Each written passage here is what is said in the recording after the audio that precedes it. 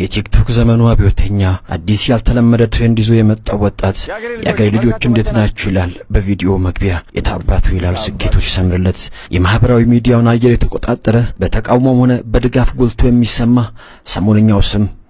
አዶናይ መገፋት ያጎላው ሰው ትችት የሚሸከመው ትከሻው ድንድን ነው። ብዙዎች ባብጠለጠሉት አፍ ዳግም ያወደሱት፣ ጣት የጠቆሙበት እጆች መልሶ ያጨበጭቡለት፣ በተናቀበት መንደር የተከበረ፣ በተዘለፈበት ከተማ የተወደሰ፣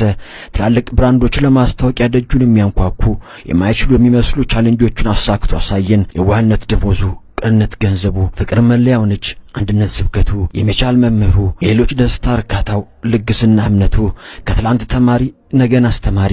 ከእድሜ በላይ የተጓዘ ወጣት፣ አንደበተ ርቱዕ ንግግሩ ጣፋጭ፣ የዓመቱ ምርጥ ቲክቶከር አሸናፊ፣ የመኪናው ወራሽ። የሕይወት ታሪኩ መዝገብ ሲገለጽ እንዲህ ይነበባል። ታሞ ነበር ዳነ፣ ታስሮ ነበር ነፃ ወጣ፣ አጥቶም ነበር አገኘ፣ አዝኖም ነበር ሳቀ፣ ስቶም ነበር ተመለሰ፣ በስተመጨረሻም ከራሱ አልፎ ለሌሎች መኖርን በተግባር ያሳየ ይለናል ታሪኩ ሲገለጽ። ወያኔ የልጅነት ሚስቴ ከሚላት፣ ሻዕቢያ ውሽማዋ ካረጋት፣ ብልጽግና በቅምት ካኖራት ሰሜናዊ ኮከብ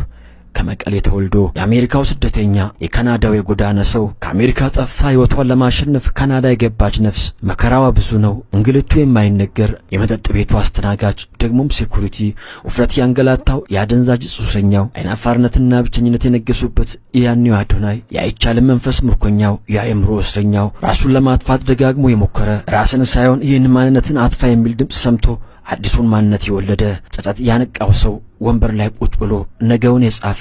ከራሱ ጋር አውርቶ አዲስ ማንነት የከተበ፣ አሮጌውን ማንነቱን የከዳ፣ በመስታወት ራሱን ስሞ ራሱን አሳልፎ የሸጠ፣ የራሱ ይሁዳ፣ የድሮ ማንነቱን አላውቀውም ብሎ ራሱን 3 ጊዜ የከዳ፣ የራሱ ጴጥሮስ፣ እንደ ንስር ከላይ ራሱን ፈጥፍጦ ራሱን አፍርሶ ክንፎቹን ያደሰ፣ እንደ እባብ ራሱን ቤዛ አድርጎ ቆዳውን የቀየረ፣ አዲሱን ማንነት የለበሰ፣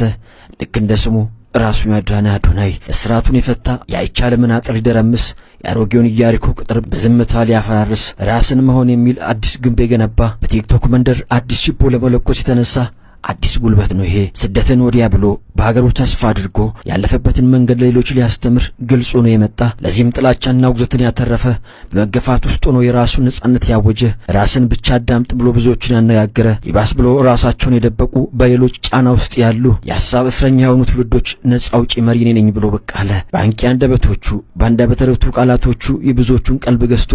ተከታዮችን ያፈራ፣ ቲክቶክን በአድናቂዎቹና በተቺዎቹ ለሁለት የከፈለ፣ ቲክቶክን ያስተማረችን ዩቲናስ ነች ይላል።